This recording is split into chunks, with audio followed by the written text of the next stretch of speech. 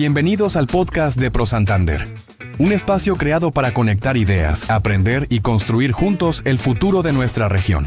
Bienvenidos al podcast de ProSantander, un espacio de conversación, análisis y visión de futuro sobre temáticas que definen el desarrollo de nuestra región. Esta es la segunda temporada de este podcast, Santander Crece, proyectos que marcan el rumbo. Hoy hablaremos de una temática de la mayor importancia para Colombia y el departamento de Santander, referente a la transición energética y vamos a hacer un foco muy particular sobre la técnica de los yacimientos no convencionales y en especial el fracking. Vamos a abordar preguntas como si es necesario seguir realizando nuevos contratos de exploración de petróleo y gas en Colombia, si estas exploraciones requieren de nuevas técnicas como son los yacimientos no convencionales, es conveniente o no realizar los pilotos de fracking en el departamento de Santander y muchos más elementos que puedan surgir de la conversación. Y por lo tanto, para tener este diálogo hemos invitado a dos personas que son referente cada uno, digamos, en sus diferentes mundos, podríamos señalarlo. Nos acompaña, por un lado, Eduardo Tovar, quien es ingeniero de petróleo, egresado de la Universidad Surcolombiana en Neiva, con especialización en gerencia de proyectos de ingeniería de la Pontificia Universidad Javeriana de Bogotá. Cuenta con formación internacional en gestión energética con una maestría en gas natural y gerencia de la energía de la Universidad de Oklahoma en los Estados Unidos. También tiene una maestría ejecutiva en gerencia de la energía en la Escuela Noruega de Negocios, BI, y en la Escuela IFP en Francia. Tiene más de 30 años de experiencia en el sector de hidrocarburos, con trayectoria en compañías como Ecopetrol, BHP Billington, la Universidad de Oklahoma, ACIPET, y actualmente se desempeña como consultor independiente. Sus principales áreas de experticia incluyen yacimientos no convencionales, también desarrollo de negocios de exploración y producción de hidrocarburos, petrolera, entre otros aspectos. Muchísimas gracias, Edward, por aceptar esta invitación en esta conversación en el podcast de ProSantander. No, Juan Pablo, muchas gracias por la invitación. Espero me estén escuchando bien y no, a sus órdenes para conversar sobre este tema tan interesante. Gracias, Edward. Y igualmente nos acompaña el profesor Óscar Vanegas, quien es ingeniero de petróleos y docente asociado en la Escuela de Petróleos de la Universidad Industrial de Santander. Igualmente cuenta con una maestría en petróleo y gas de la misma universidad.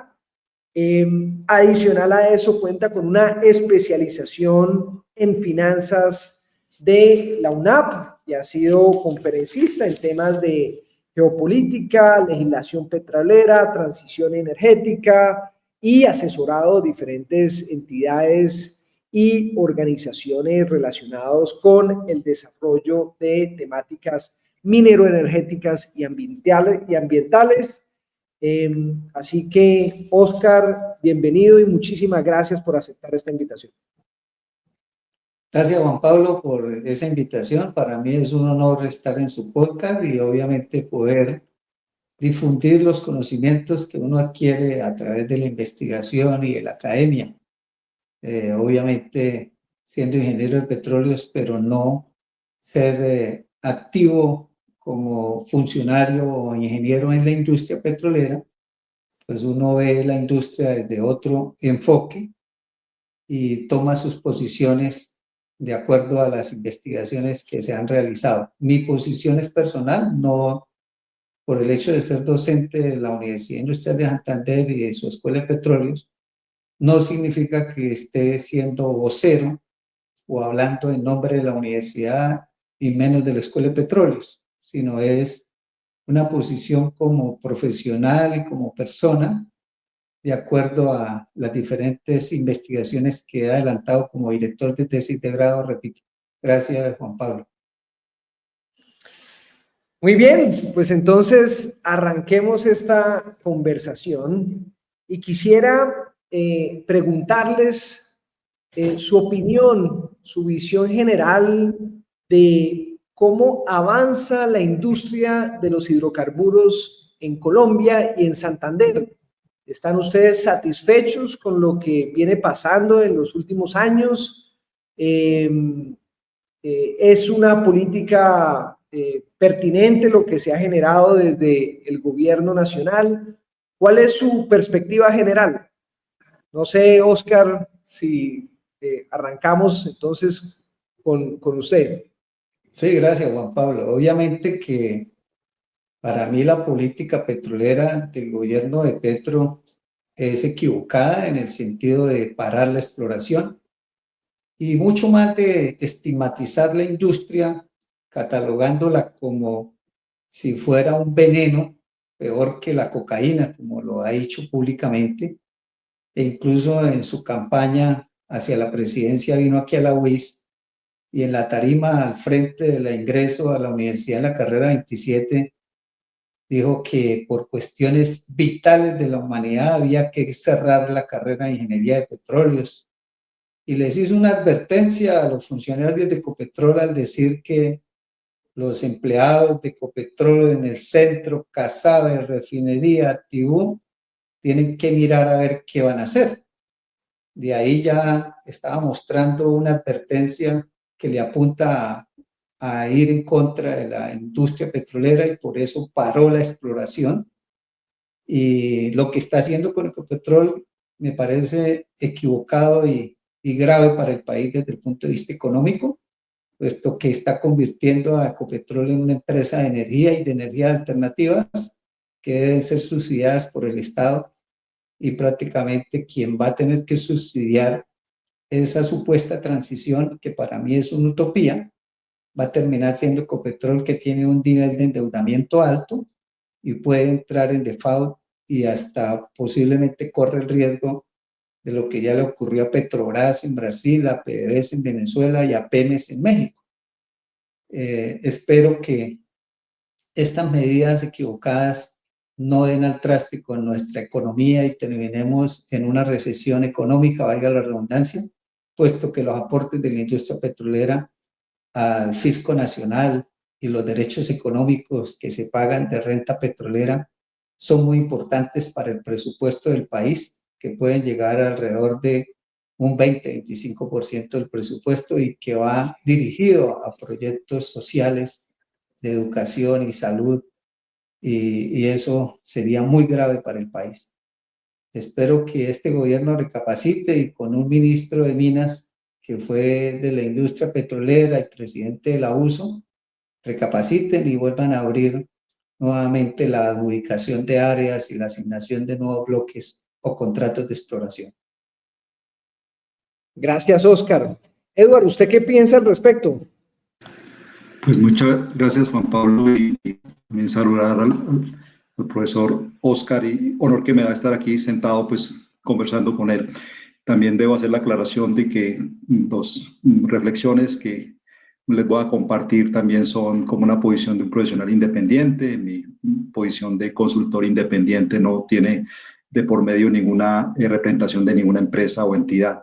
Sí, es absolutamente preocupante y los números empiezan a reflejar ya y a soportar esa preocupación, cómo se ha venido cayendo la producción, y en Santander en particular, que está enclavado dentro del Valle Medio del Magdalena, se observa cómo hacia el 2018, según los mismos datos de la NH, se estaban rondando los 60.000 barriles por día, Hoy en día escasamente estamos por alrededor de los 40.000 en general.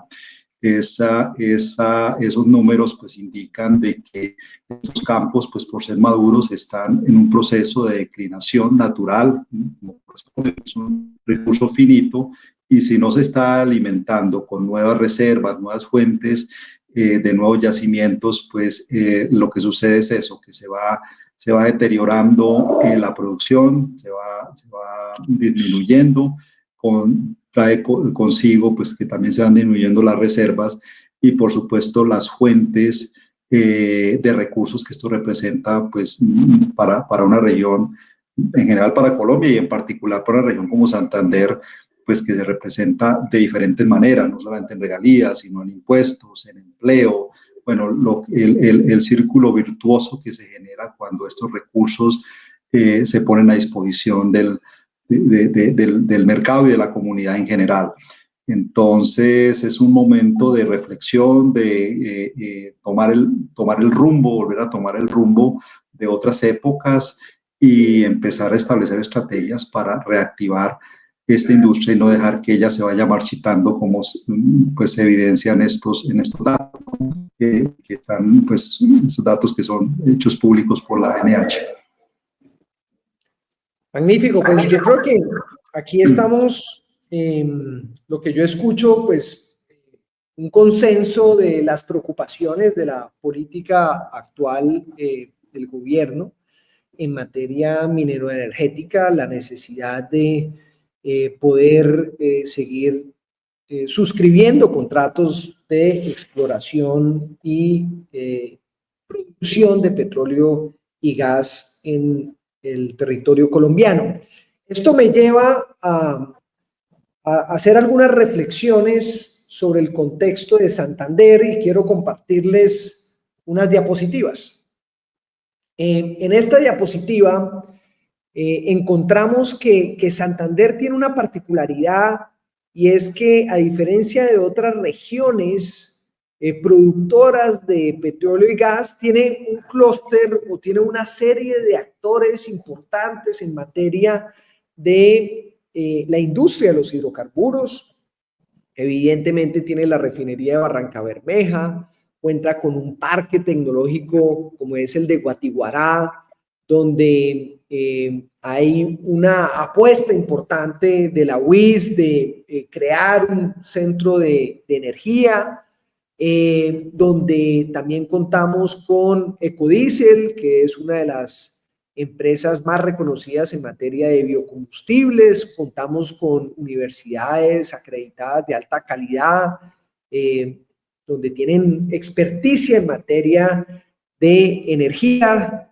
Evidentemente contamos con el Instituto Colombiano del Petróleo y las Energías de la Transición, el ICP, del antiguo Instituto Colombiano del Petróleo, el CEINOVA CEPRENDE, donde fue un esfuerzo importante por parte del mismo Ecopetrol, con reservorios y trampas geológicas para la captura y uso de CO2, la hidroeléctrica del río Sogamoso, granjas solares, en fin, pareciera que hay un ecosistema en materia de transición energética. Y en la siguiente diapositiva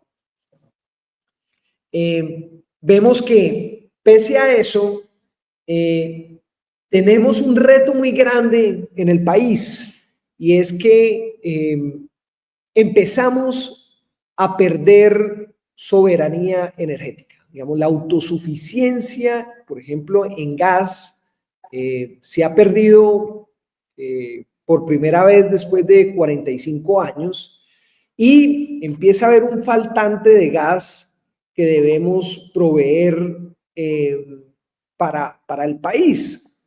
En la siguiente diapositiva vemos cómo lo que ha sucedido en Santander es una disminución importante. Estamos hablando de una disminución de cerca del 50% en materia de producción de gas, en materia de petróleo alrededor del 40%. Eso significa para el próximo bienio en materia de regalías una reducción de 80.000 millones de pesos de reducción de regalías para el departamento de Santander. Y en la siguiente diapositiva vemos que aparentemente hay un potencial importante producto de los yacimientos no convencionales, ¿sí?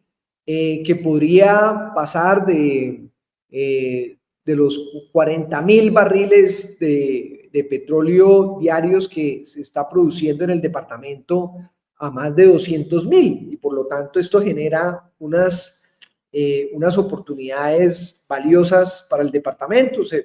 Y en la siguiente diapositiva vemos cómo incluso Santander podría pasar a ser el principal productor de petróleo y aprovechar toda esa participación en la cadena productiva de la industria de hidrocarburos, tener el principal nodo de transporte de oleoductos y polioductos, aprovechar la refinería de Barranca Bermeja, su planta de biocombustibles, en fin, tiene una gran oportunidad. Entonces, digamos, partiendo de este contexto, quisiera preguntarles si vale la pena en ese proceso de exploración y explotación de hidrocarburos, considerar la técnica del fracking. Oscar, ¿fracking sí o no? Bueno, de acuerdo a la experiencia que he tenido, obviamente, en las tesis de grado que he dirigido, donde he enviado estudiantes a Pensilvania desde el 2012 hacia acá, también he tenido estudiantes en Texas, en California y últimamente en Vaca Muerta. Yo puedo concluir de que, de acuerdo a nuestras condiciones geológicas y el territorio del Magdalena Medio, donde está la prospección, ya que tenemos allí 5 rocas generadoras como la Luna, Tablazo, Simití, Rosa Blanca y La Paja, es un territorio que ya está ocupado por el hombre con procesos productivos. Es una región que tiene muchos humedales, muchos caños, y que prácticamente ya está poblado. Pues para mí yo diría que fracking no porque eso tiene muchas aristas y tiene muchas afectaciones que inclusive al medirlas cuantitativamente, el fracking, que hay que aclarar que consiste en un uso de varias tecnologías, entre ellos el fracturamiento hidráulico, aplicado con perforación horizontal y ese fracturamiento hecho en múltiples etapas y con plataforma multipozo, pues la cantidad de ripios de perforación que se van a extraer a superficie de una roca generadora que tiene isótopos radiactivos y minerales pesados y exponerlos a superficie con un impacto de 10 a 15 kilómetros a la redonda. Esto nos generaría, por un lado, un desplazamiento de las comunidades que donde se ha hecho fracking han tenido que reubicar esas comunidades. Igualmente, los lixiviados que generan los solmes de estos ripios, pues afecta y contamina los cuerpos de agua, tanto superficiales como subterráneos. Y el cóctel de químicos que se utiliza, que son químicos que uno utiliza a veces domésticamente, pues la concentración de los mismos, según respuestas de la misma ANH, pues son concentraciones tóxicas que finalmente también cuando esos fluidos de fracturamiento salen a superficie después de hacer la tarea, pues es un residuo que viene también con material radioactivo y es un problema desde el punto de vista ambiental dónde se va a ubicar. No es lo mismo ir a hacer fracking a Texas o a Vaca Muerta, donde son desiertos, que irlo a hacer aquí en el Magdalena Medio en un yacimiento que es regional. No es lo mismo un yacimiento convencional y ir y perforar en las Infantas, que tiene más o menos unos 22 kilómetros, no, 62 kilómetros cuadrados, más exactamente, a irlo a hacerlo en una cuenca que tiene 8.200 kilómetros cuadrados. O sea, sabemos que la luna va desde Aguachica casi hasta Puerto Boyacá, Cimitarra, y de cordillera a cordillera, y cuando uno ve las fotografías de donde ya se ha hecho fracking, pues el impacto desde el punto de vista del paisaje es muy grande. Y si uno quiere mirar qué nos dejaría el fracking si se intensifica en el Magdalena Medio, pues simplemente visitar las Infantas y ver los impactos ambientales que la industria petrolera en su operación convencional ha realizado en 100 años, y multipliquemos eso por 10 y extendámoslo por toda la cuenca del Magdalena Medio.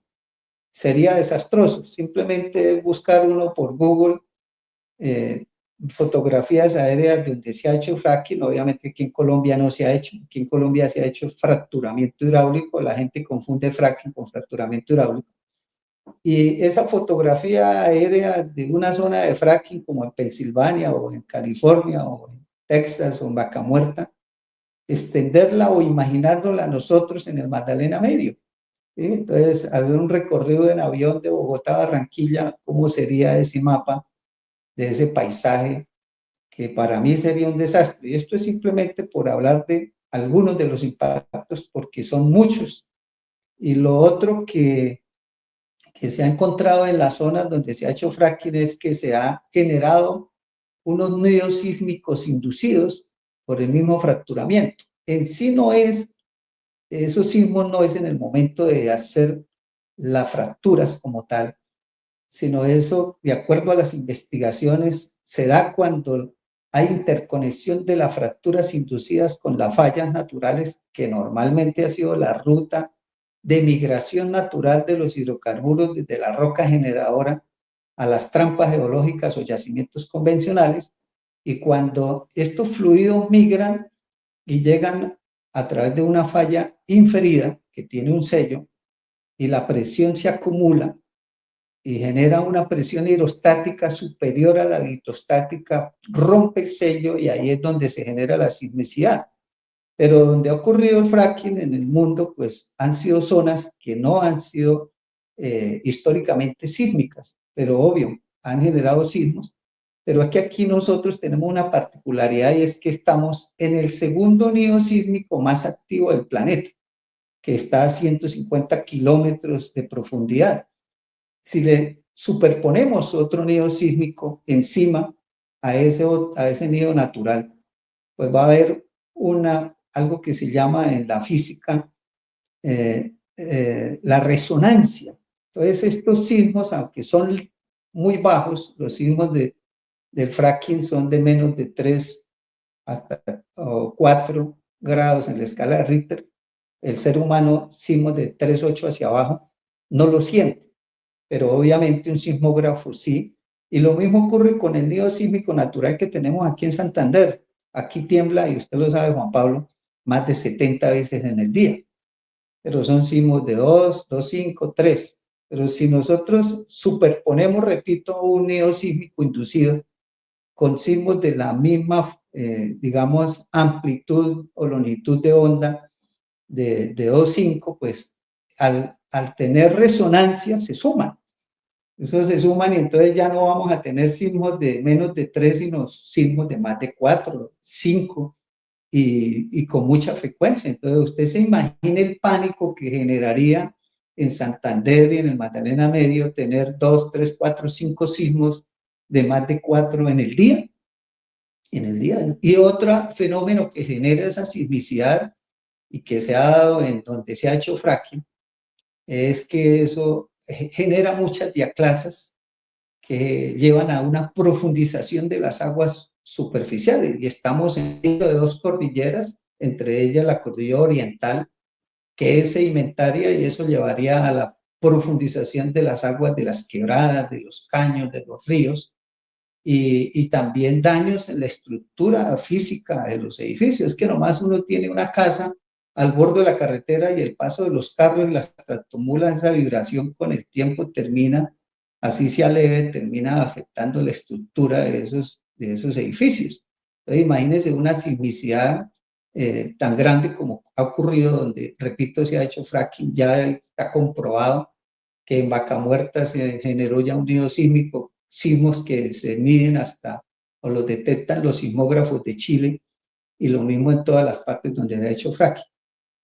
Y obvio también el hecho de que usemos arenas en grandes cantidades para el empaquetamiento y todo lo que va a generar en la parte de la salud pública por la contaminación del suelo con los lixiviados de los OSMED, de la roca generadora que se va a sacar triturada en la perforación, porque por cada 12 pies que se perforen horizontalmente se saca un barril de ripios.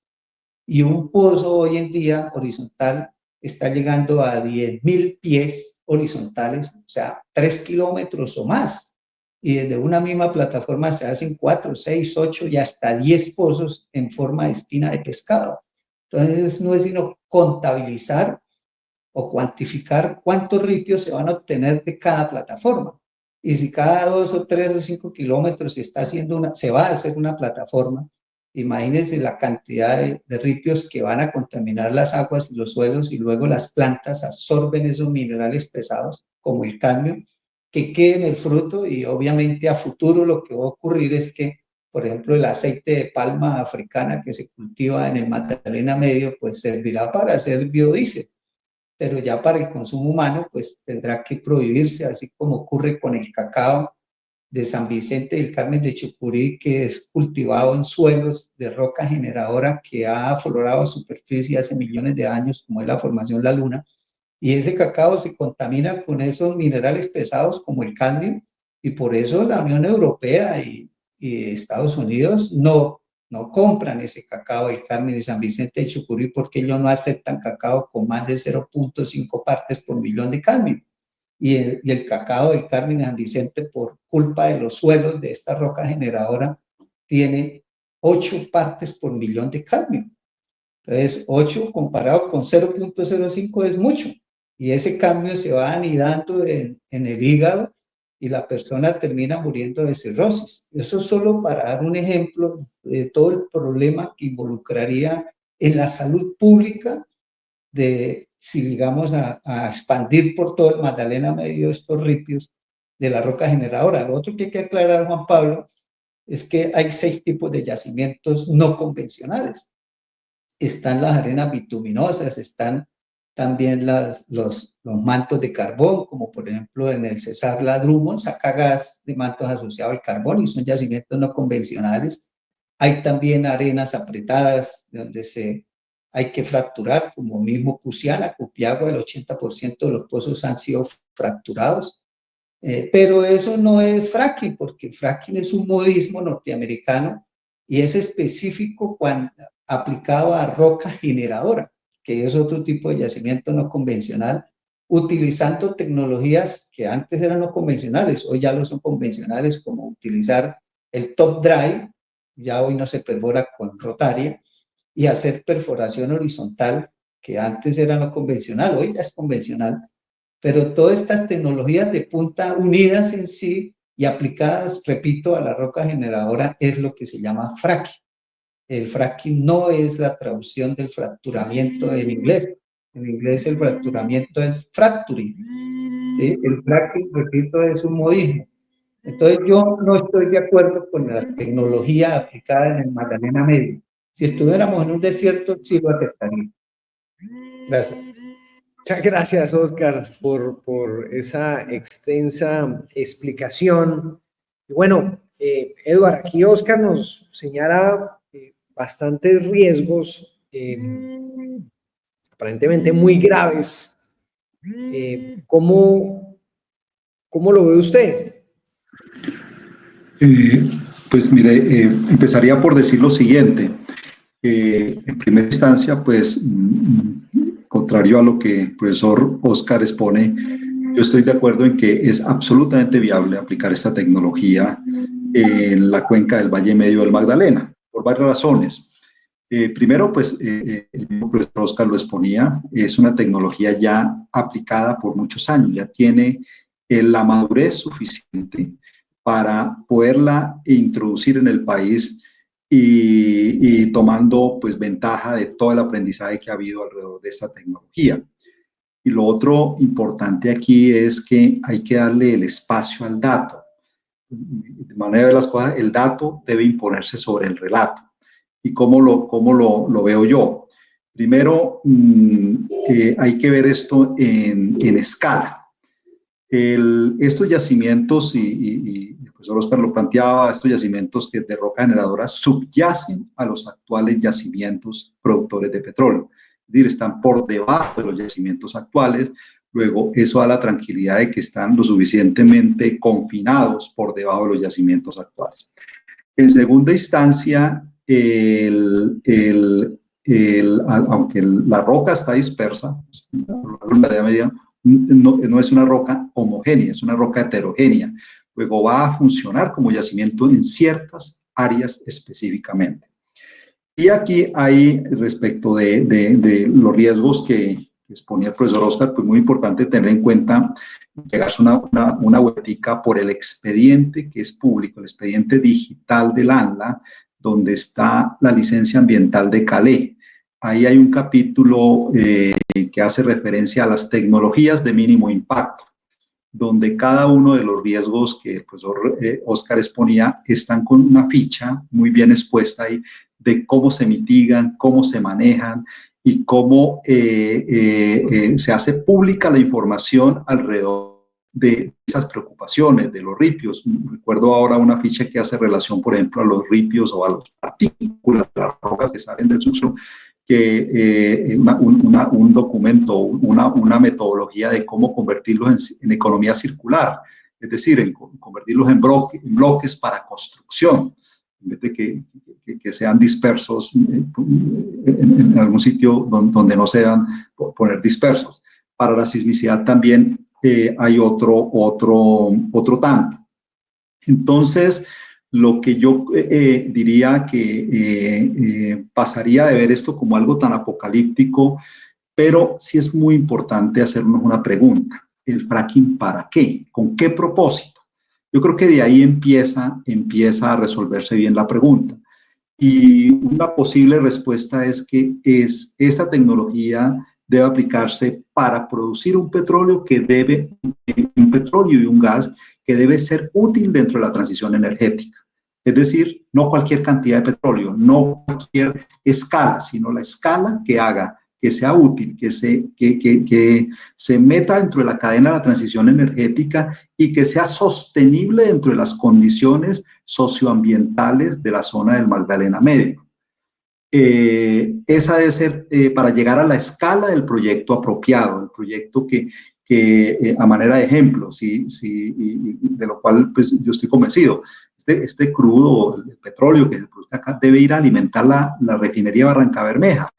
Estos yacimientos están en el patio de la refinería, o sea, la refinería está inclusive por encima donde está estos yacimientos. Entonces deberían este crudo en primera instancia ir a alimentar la refinería Barranca Bermeja ahí por cuestiones de costos muy a la mano, y el gas que se produjese pues tendría que estar asociado al mercado del interior del país. Y cuando se ven las estadísticas que hace pública la misma UDME, se ve que en el escenario de escasez de gas, donde la región más deficitaria que se ve como deficitaria de gas en Colombia es la zona del interior del país, la región andina, justamente. Y ahí, volviendo otra vez a la excelente introducción que nos hacía Juan Pablo, pues Santander está llamado a seguir siendo protagónico como proveedor de energía para este mercado tan importante del país que es la región andina. Entonces, manera de ver las cosas, los proyectos que se llegasen a desarrollar deberían ser a la escala de la necesidad de Colombia dentro de la transición energética, y me apartaría de compararme con los casos estos como el de Pensilvania. Yo conozco bastante bien el de Oklahoma, por ejemplo, que es el Barnett Shale. ¿Por qué salió el Barnett Shale?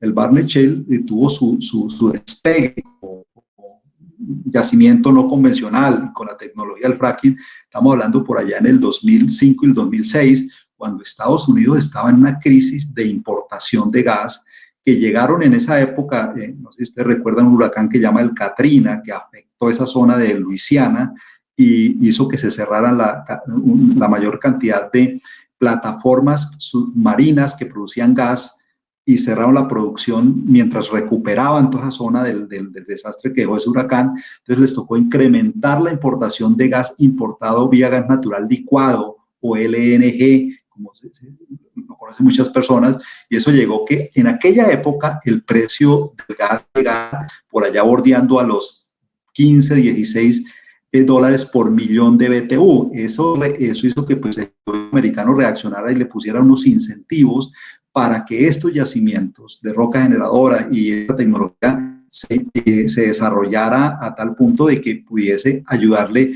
al mercado americano de Estados Unidos a mitigar en parte esa dependencia del gas importado de Trinidad y Tobago, de la zona oeste de África, del mismo Qatar y demás. Entonces, claro, esas operaciones, esos campos que uno ve hoy que nos describía de manera pues muy acertada el profesor Oscar, de lo que se ve, pues obedece a una necesidad diferente que la necesidad de Colombia y a la escala de Colombia. Entonces, en manera de las cosas, sí, esto es absolutamente viable aplicar esa tecnología en Colombia, pero a la escala de Colombia y a la escala que sea sostenible en Colombia dentro del marco de una transición energética.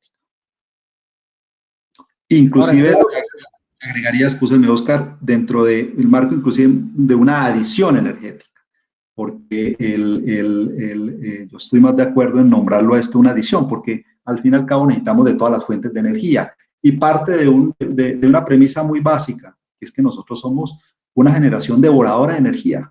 Nosotros consumimos mucha energía como civilización, como sociedad.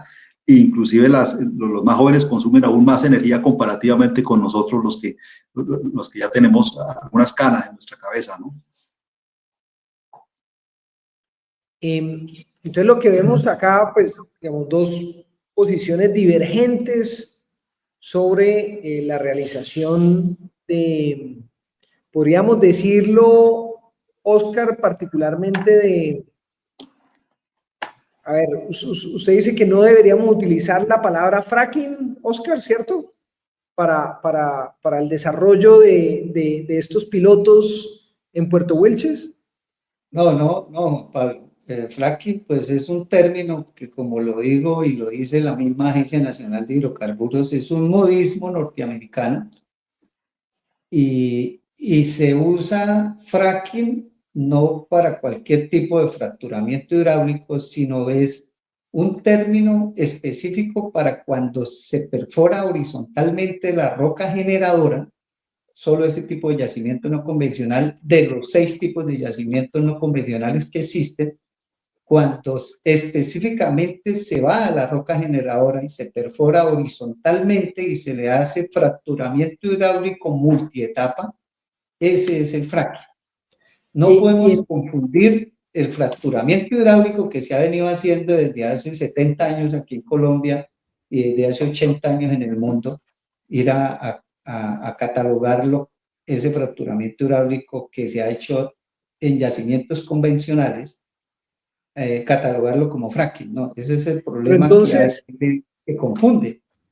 Entonces, Oscar, ¿usted está de acuerdo con los yacimientos no convencionales en términos generales, pero no está de acuerdo es que se realicen en el Valle del Magdalena Medio? Sino, si fuera en un desierto, vale la pena, digamos, aprovechar esa técnica, pero no en ese ecosistema que es el Valle del Magdalena Medio. ¿Eso es correcto?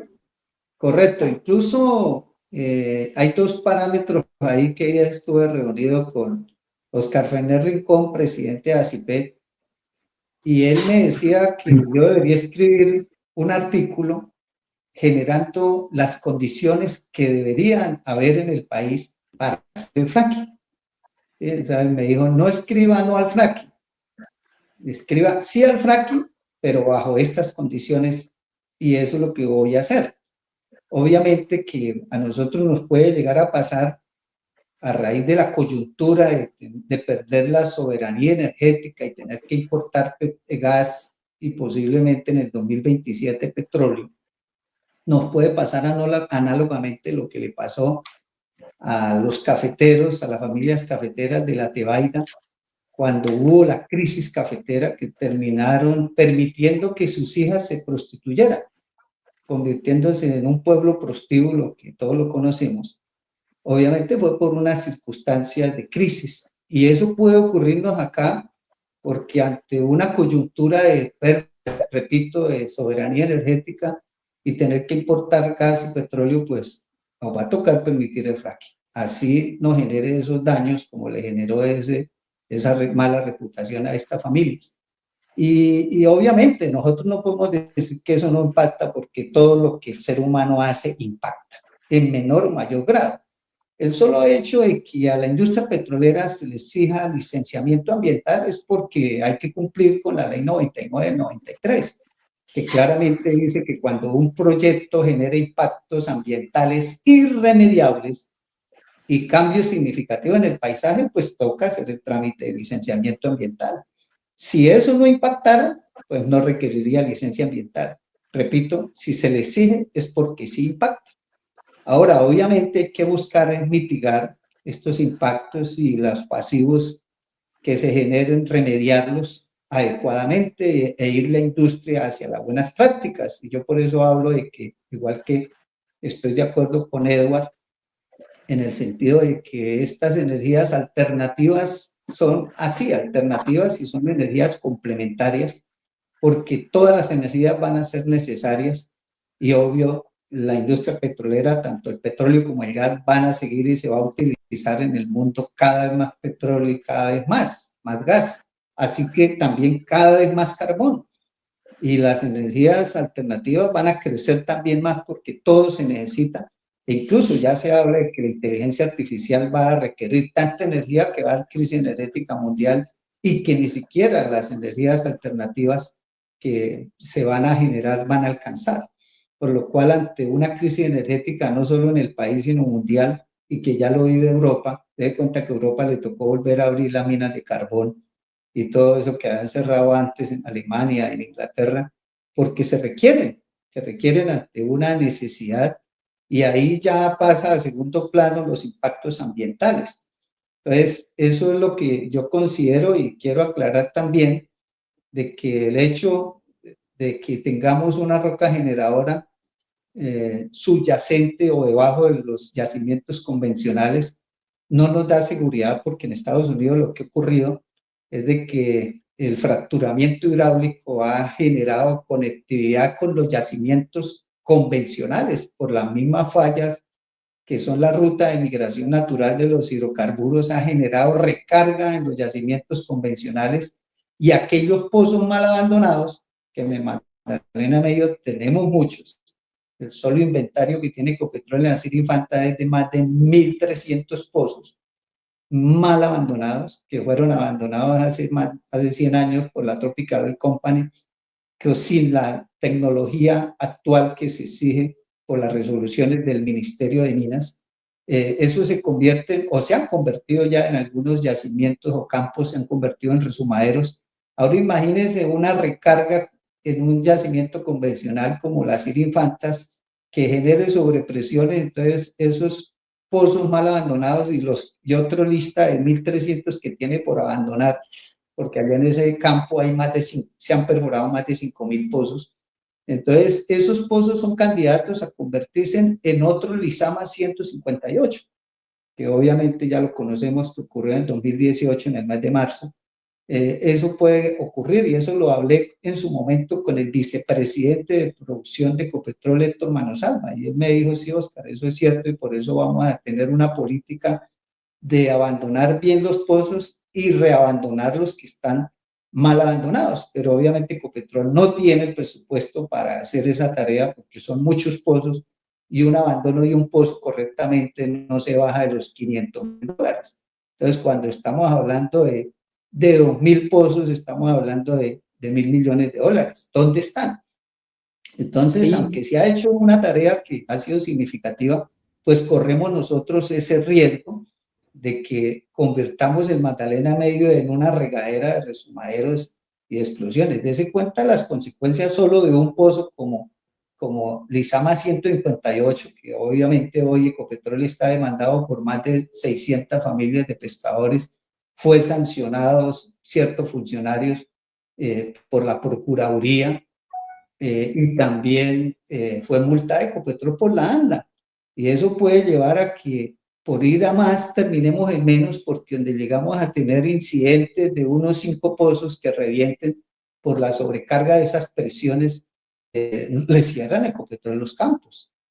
Ahí, Por ahí, esas Oscar, afectaciones. pero digamos, y de acuerdo en lo que dice Edward, sí, hay riesgos. Hay riesgos de sismicidad, hay riesgos de contaminación, pero pues hay la tecnología del fracking lleva, algunos dicen, sí, más de 50 años, 80 años, donde se han hecho más de 2 millones de pozos en el mundo, y por lo tanto hay una tecnología que ya permite mitigar significativamente esos riesgos y por lo tanto, ¿por qué no hacer unos pilotos? Unos pilotos con el propósito de experimentar si es conveniente o no. ¿No cree, Edward, que ese debe ser el camino? Sí, por supuesto que ese es un mecanismo para llegar al fin. Mire que aquí el profesor Oscar es un tema muy interesante y es que alguien le sugirió la tarea de describir el lugar donde en su concepto sería viable este tipo de operaciones. Muy importante tener en cuenta para ello que el Magdalena Medio, por ejemplo, tiene una infraestructura existente. Una infraestructura que si no se usa, no se continúa usando, porque pues se va declinando los campos actuales, una infraestructura que habría que desmantelar.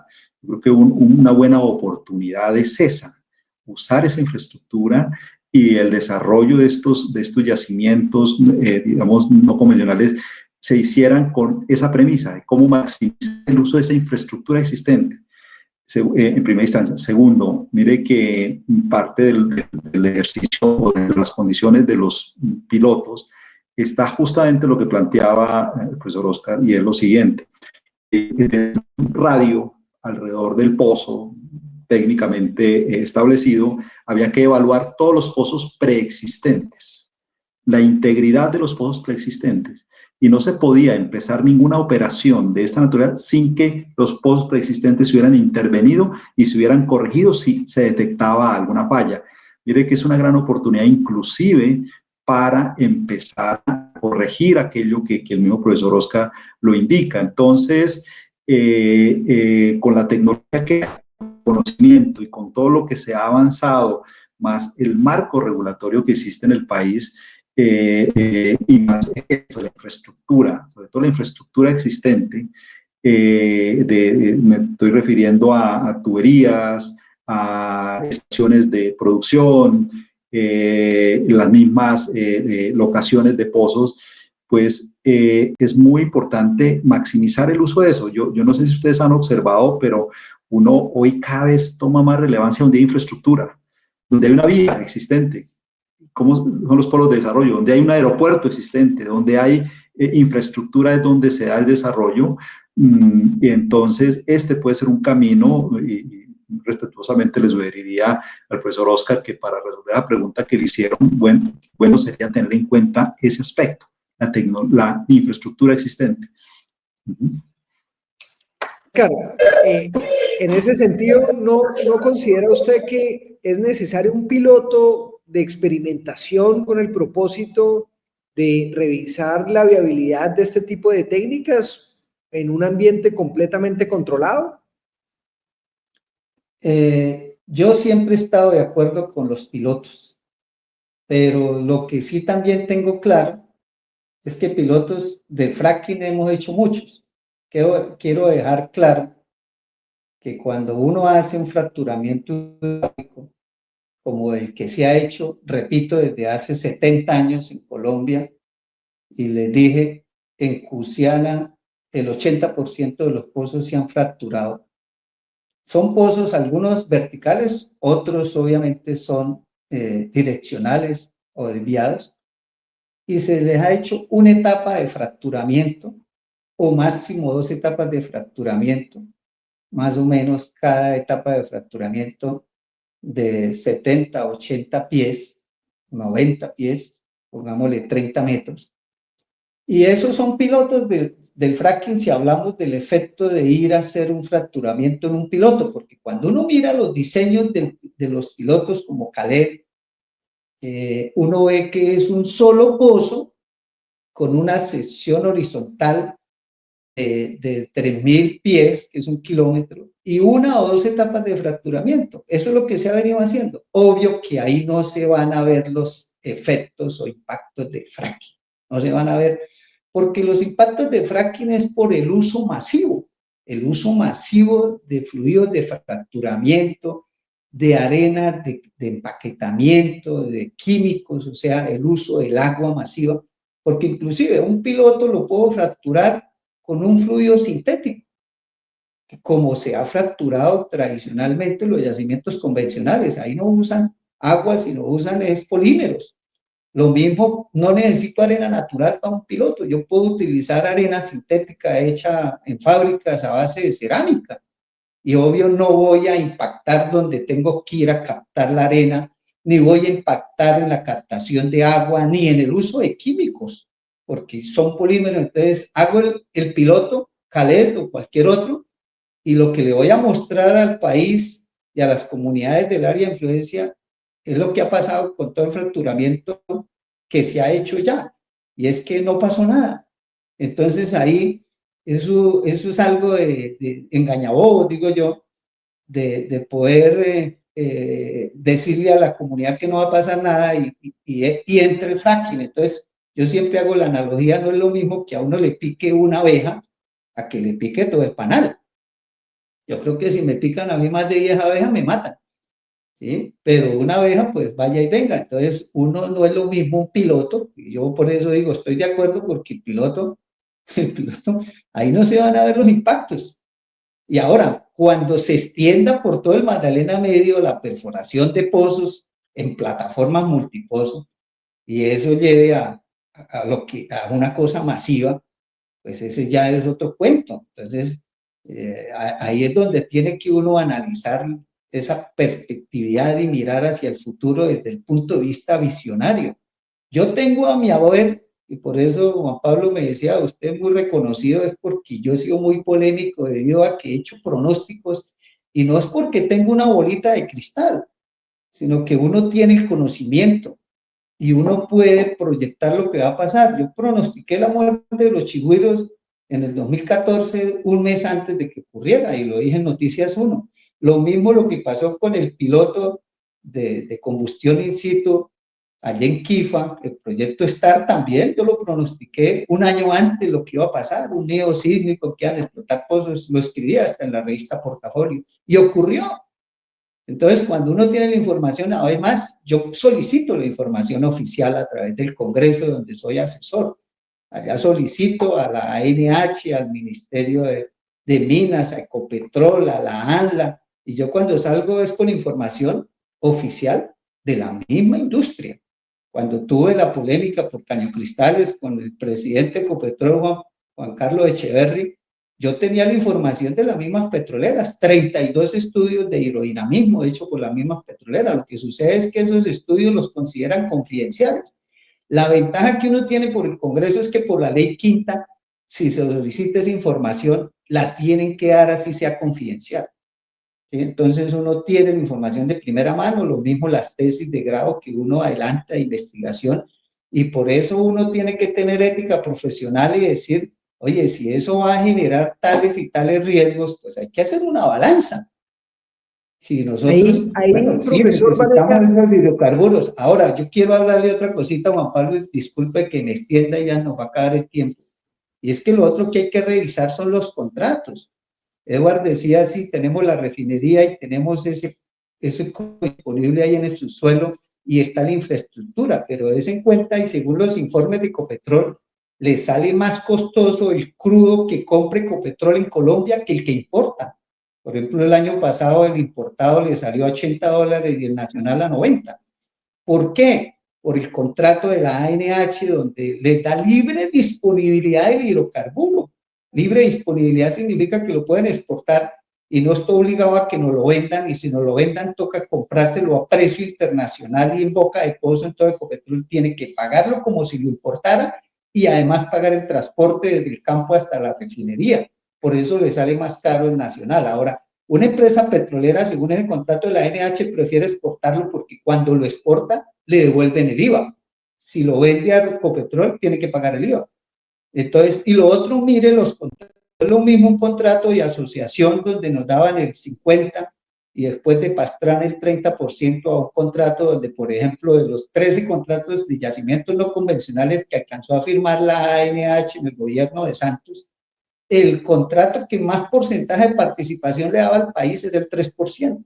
Valle Medio, Magdalena 2 de ConocoPhillips en la Huachica Cesar. 3%.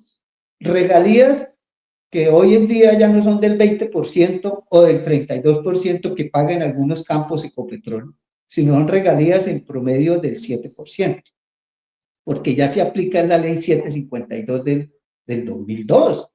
Entonces, cuando uno va y mira el Goma Mertay, que es la participación del gobierno en la renta petrolera, pues ya no es el 75% que teníamos en el contrato de asociación, sino es del 27%.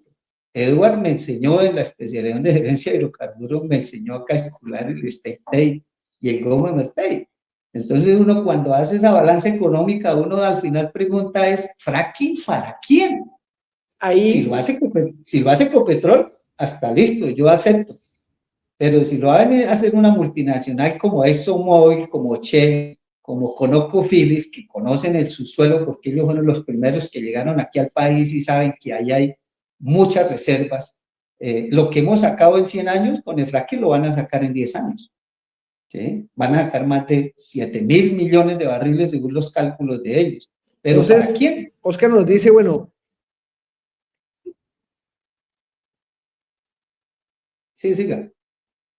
Sí, Oscar. Entonces, digamos, usted nos dice, fracking sí, si es Ecopetrol, ahí lo consideraría.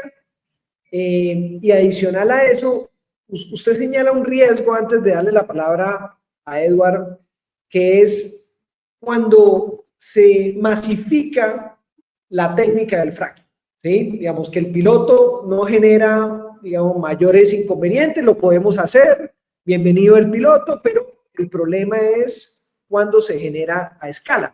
¿Y cuál es la escala que a usted le preocupa, Oscar? O sea, ¿a partir de cuántos pozos es que le preocupa? Obviamente que el subsuelo, que es el que es del Estado y es el que adjudica la Agencia Nacional de Hidrocarburos, pues lo hace por bloques. Lo hace por bloques. Pero el día en que el fracking se apruebe, y por eso volvieron las grandes multinacionales, porque ya se habían ido, y a lo que vieron que se empezó a adjudicar bloques para yacimientos no convencionales, Magdalena Medio llegaron. Llegó ConocoPhillips, llegó Shell, llegó ExxonMobil, porque ellos saben lo que hay abajo. Y más con ese contrato leonino que llamo yo, pues obviamente cuando ocurra que le den digamos, puerta abierta al fracking o luz verde, pues van a llegar todas las multinacionales y obvio, al principio puede ser que sea un bloque en Aguachica, otro bloque en Barranca Bermeja, otro bloque en Yondó y estén distanciados, pero con el tiempo van a pedir todo el Magdalena Medio y van a unirse, así sean muchas empresas, pero al final van a unirse y al final el problema es cuando todo eso se masifique. Entonces, ese es el problema que yo voy a ver a futuro. Ahora, yo le confieso una cosa. Yo sí quisiera en el fracking, solo para que el tiempo me dé la razón, como ha ocurrido en muchas polémicas que yo he tenido, porque el tiempo es el mejor juez y pone a cada uno en su sitio. El problema aquí, Juan Pablo y Edward, es que después de que ocurran todos esos impactos que son irremediables, ahí, como dice el adagio popular, después de los afuera no hay Santa Lucía que valga. Bueno, Edward, ¿usted qué piensa al respecto? Mira, ¿qué opino? Primero, invitar al profesor Vanegas, que es tan acucioso investigando. no sé, vi un corto ahí, corto, perdón la redundancia, pero entonces diría que invitaría al profesor Vanegas que se pegue una visita a la página del ANLA y ahí está escrito el alcance del piloto. Realmente es un pozo, o por lo menos Cale, como está escrito en la licencia ambiental, es un pozo de una longitud de más de 1 kilómetro y de cerca de unas 20 etapas de fracturamiento hidráulico. Entonces, lo más parecido a lo que ya sería un pozo de desarrollo, un pozo de los que van a ser productores en definitiva.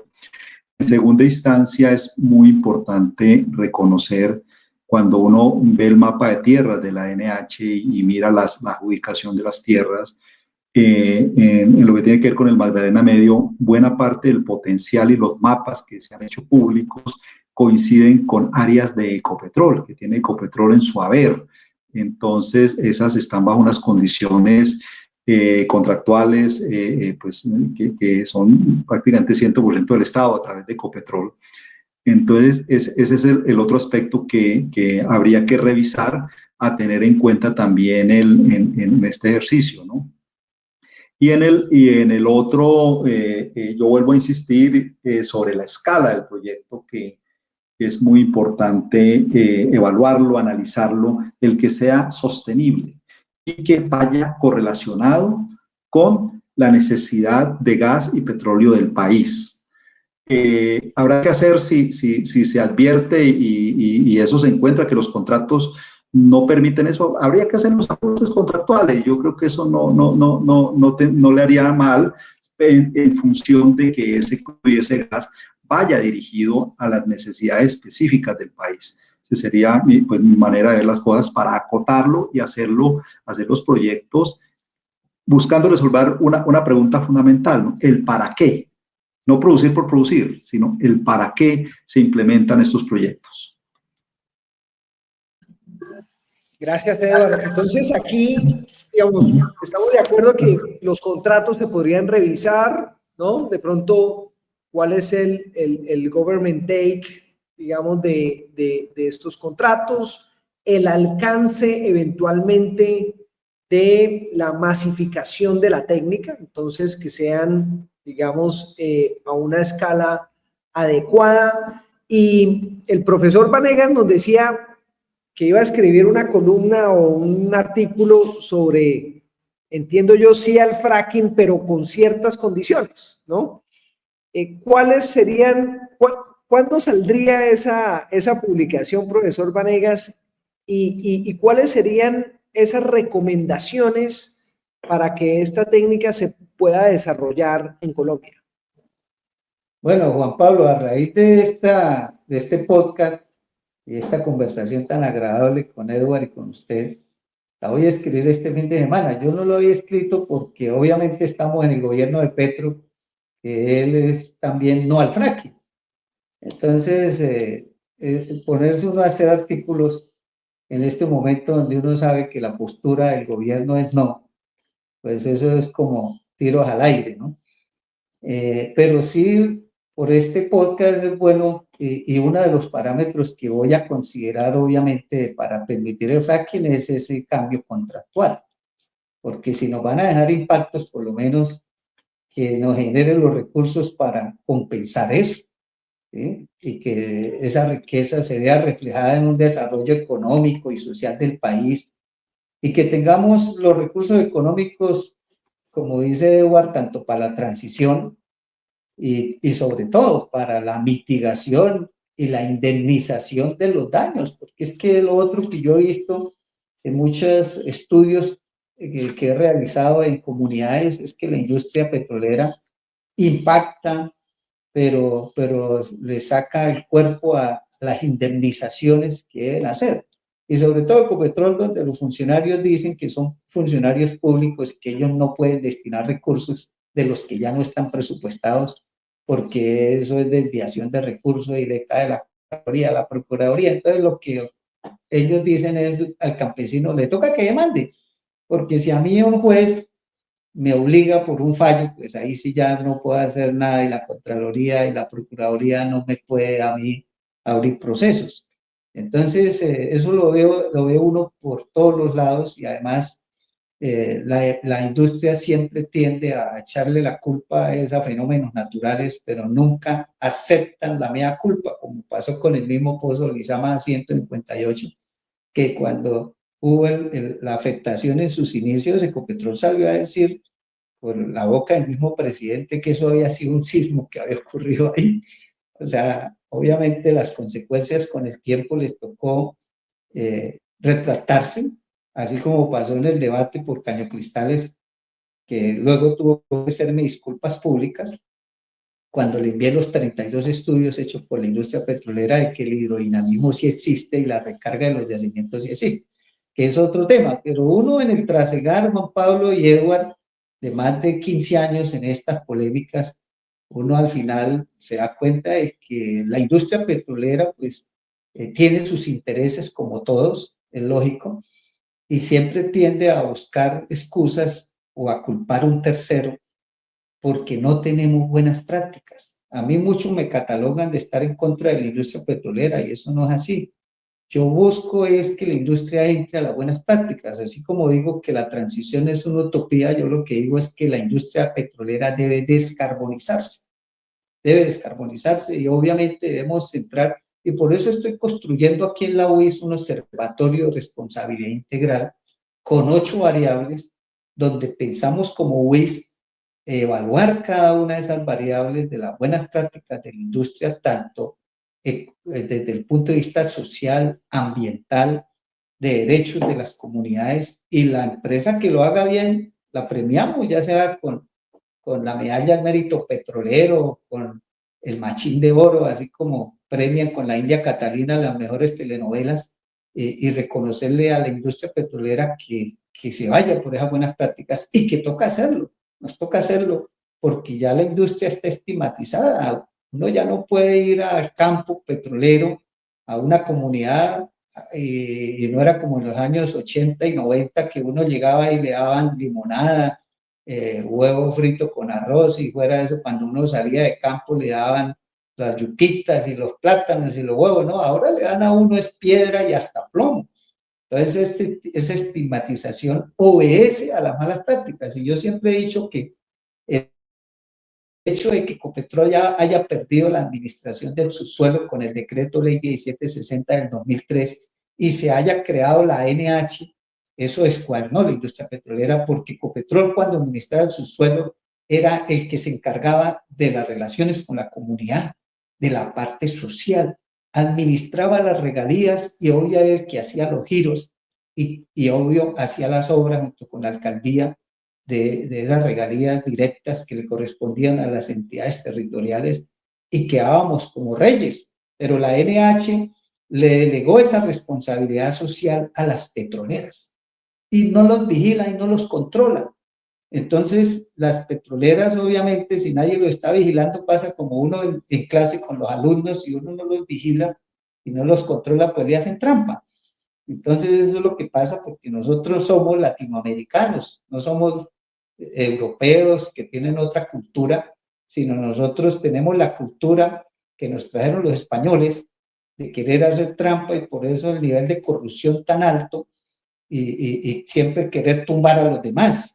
Entonces, si nosotros no cambiamos esas costumbres, apague y vámonos. Bueno, gracias, Oscar. No sé si, Edward, algún comentario adicional al respecto. Sí, yo pues comentaría que es muy importante para nosotros ver holísticamente toda la situación de las fuentes de energía. Y manera de las cosas, nosotros en Colombia tenemos la gran oportunidad de maximizar el uso de las fuentes de energía, las que tenemos a disposición, empezando por los hidrocarburos. Los hidrocarburos tienen la propiedad que es, pues, digamos, ese don que tenemos de la naturaleza, que es por volumen equivalente, son los que más energía concentran. Entonces, coge un litro de cualquier hidrocarburo comparado en términos energéticos, es varios órdenes de magnitud mayor la energía que concentra una batería o cualquier otra fuente de energía. Pero las otras fuentes de energía también hay que usarlas para armar una canasta de disposición de fuentes energéticas y cada una maximizándose donde el mejor uso se le da.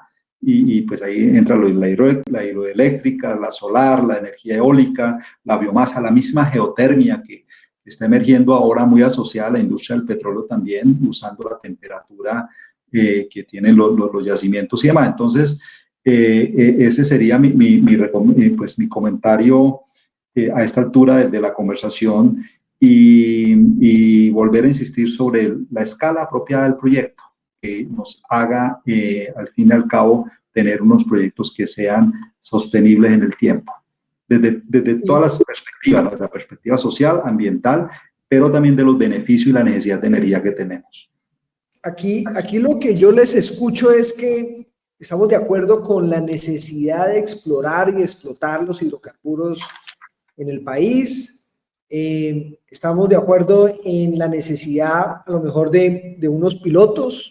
Estamos de acuerdo en que hay que revisar el cómo, que es importante, digamos, revisar temas económicos, fiscales, contractuales, de pronto algunos alcances ambientales, con el propósito de que esta técnica realmente se pueda desarrollar y al mismo tiempo generar, digamos, el progreso que requieren estas comunidades.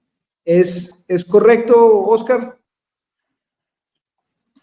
Sí, Juan Pablo, realmente tenemos, como siempre lo digo, muchas aristas de término social, de término ambiental, de derechos económicos para el país, de la renta petrolera, de los derechos económicos de las comunidades. O sea, todo eso hay que sincronizarlo, como dice Edward, hacer una sinergia para encontrar el punto de equilibrio y que sea benéfico para el país. Desafortunadamente somos un país pobre.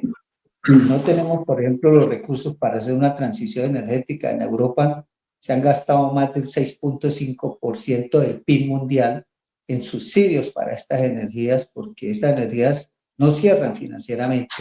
Y lo que vemos es que Ecopetrol es la que está asumiendo ese gasto de subsidio de energías alternativas. Ya por ahí salió la noticia esta semana de que Ecopetrol compró 10 empresas de energías alternativas por allá de La Guajira.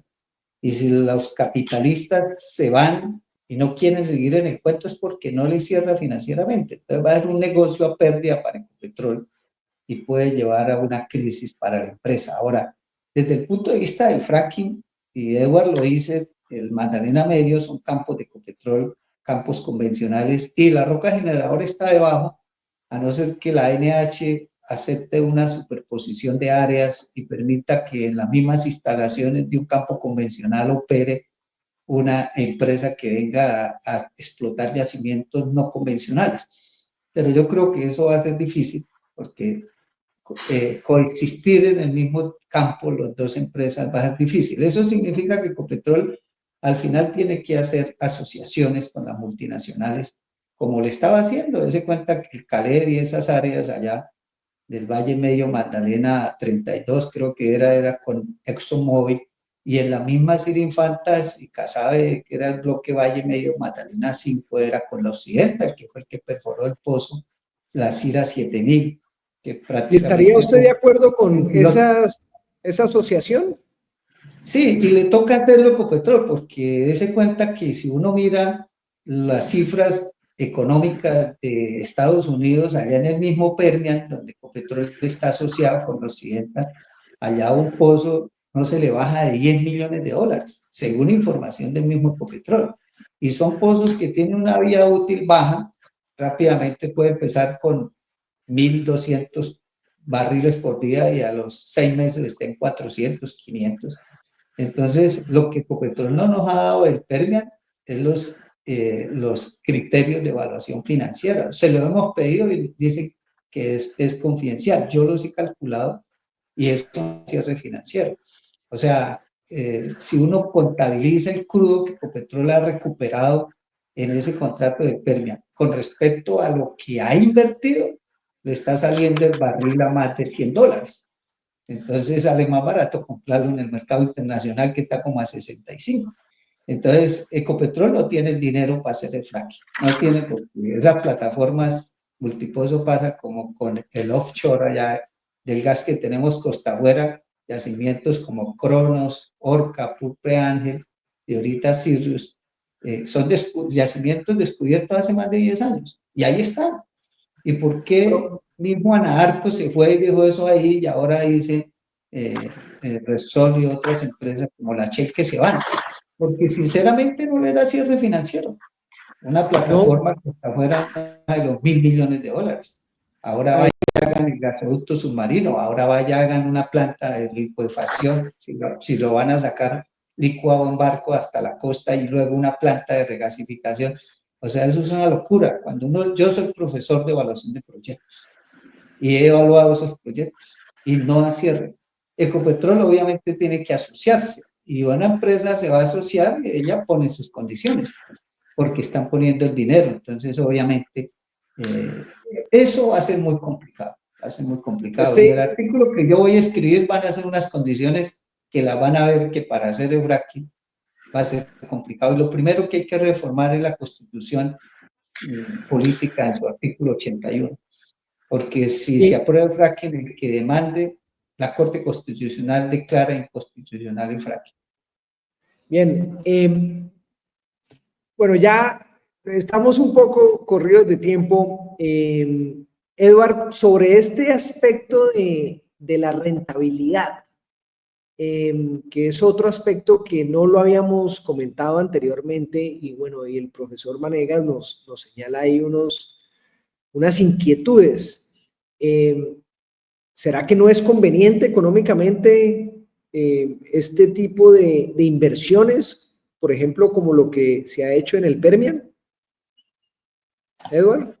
Sí, yo no conozco muy bien los números del Permian, pero lo que yo observo y analizo es que en la medida en que la cadena se integre, es decir, se produzca el petróleo, el gas, pero se integre, por ejemplo, al proceso de refinación y finalmente se termine vendiendo ya el producto terminado, yo creo que en esa agregación de la economía hace bastante sentido realizar este tipo de desarrollar estos proyectos. Eso es lo que uno observa, por lo menos lo que yo observaba en Oklahoma, unas compañías las primeras que se dedicaron a esto, como Chesapeake, como Devon, la misma Anadarko, muy oklahomeñas, ellas se integraban con el gas, entonces se integraban con el midstream hasta llegar inclusive llegar al mercado de derivados con la molécula. Entonces, esa integración hacía que hiciera sentido el negocio completo. Eso es lo que he observado y aquí viéndolo desde la perspectiva del país, yo creo que esa integración es la que termina haciendo pues una integración virtuosa porque además de integrar lo que es exploración con producción, con el transporte, con la refinación y demás, también le da soporte a la soberanía energética al país. Entonces, todo eso agregado es lo que habría que ver cómo luce, pero yo anticipo de que la economía agregada de esa manera tiene todo el sentido. Bueno, ya para terminar, no puedo dejar de preguntarles a cada uno de ustedes y a manera de conclusión, ¿cómo hacer para que la conversación sobre estos temas se realice de manera ponderada, con respeto, con altura, donde hay mucha polarización, hay mucha desinformación, mucho señalamiento? Y yo creo que aquí, en este podcast, se ha dado un ejemplo de tener diferentes perspectivas, pero que se pueden conversar. Profesor Vanegas, ¿usted cómo poder promover un diálogo productivo sobre estos temas que han generado tanta sensibilidad? Juan Pablo, en sí, yo digo que las conversaciones no es que se hagan en sí en buenos términos. Lo más importante en la conversación, así sea en malos términos, es que no genere represalias, ¿sí? Y no se cataloguen luego como enemigos. Aquí nosotros en la Escuela de Petróleos tenemos muchas polémicas, en el claustro profesores, en el consejo de escuela y nos decimos hasta de qué nos vamos a morir, pero después salimos a tomar tinto, ¿sí? Y eso no va a generar de que entonces usted ya es enemigo mío ni nada, porque eso lo da la educación. Y obvio, las cosas hay que nombrarlas por su nombre y hay que pronto expresar uno lo que quiere manifestar en el sentido de la palabra que lo debe hacer para que ese dialecto tenga el significado que uno busca. A veces, y eso le pasa a uno en la casa, a veces le toca a uno hacerse el bravo sin estar bravo, pero es necesario. Y aquí en estos tipos digamos, foros y ponencias, pues si uno quiere resaltar y llamar la atención, pues toca hacerlo. Y como la estrategia que tenía el presidente Uribe, cuando era presidente, iba a las regiones, inclusive hablaba con el dialecto de la zona y se vestía, si iba a los llanos, se vestía llanero, y si iba a la costa, se vestía costeño, porque ese es el lenguaje. ¿Sí? Y obviamente yo sí estoy de acuerdo con polemizar y decir las cosas con su nombre y como son, pero que, vuelvo y repito, no genere represalias y enemistades porque uno no está de acuerdo con el otro. Por ejemplo, aquí con Edward somos muy amigos desde hace mucho tiempo y nos encontramos en estos escenarios con puntos de vista contrarios, pero eso no significa que ahora nos volvamos enemigos y me bloquee el WhatsApp. Muy bien. Edward, ¿cómo generar esa conversación, ese diálogo productivo? Sí, aquí hay una clave y es arrancar desde el respeto. El respeto indicado de la siguiente manera, reconociendo al otro, a la otra persona con el que uno está conversando. Yo creo que desde ahí empieza, cuando uno empieza a reconocer y a reconocer en el otro, pues también su posición, yo creo que se puede empezar a construir y bien lo ha señalado Juan Pablo, esta conversación es un ejemplo de ello, de que con posiciones, mire que yo al final si uno hace un balance, empieza a encontrar unos lugares comunes y sobre esos lugares comunes empezar a construir el edificio y empezarle a poner los ladrillos y demás que sobre. Y ahí yo creo que va saliendo algo muy interesante cuando nos focalizamos en los lugares comunes que tenemos y no tanto en lo que nos diferencia, porque de entrada pues puede haber muchas diferencias, pero si logramos identificar los lugares comunes como por ejemplo, necesitamos de la energía, necesitamos del gas y necesitamos del petróleo que posiblemente proviene de acá, pero también necesitamos de que esto sea muy armónico. Me gustó una palabra que usó Oscar y que ya no le diga profesor, pero entonces es el equilibrio. El equilibrio, por ahí lo alcanzo. Ese es el reto aquí, encontrar el equilibrio entre todas las variables y que no va a ser fácil, ¿no? Va a ser difícil, pero en la medida en que lo logremos encontrar, ahí vamos a ser exitosos en esto. Al profesor Vanegas y a Edward, mil gracias por participar en el podcast de Pro Santander.